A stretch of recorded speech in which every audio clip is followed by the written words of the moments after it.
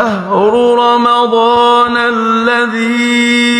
أنزل فيه القرآن هدى للناس وبينات من الهدى والفرقان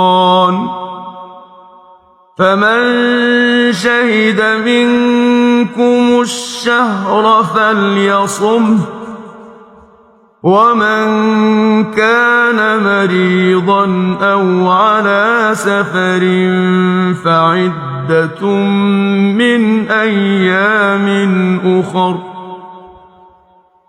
يريد الله بكم اليسر ولا يريد بكم العسر ولتكملوا العدة ولتكبروا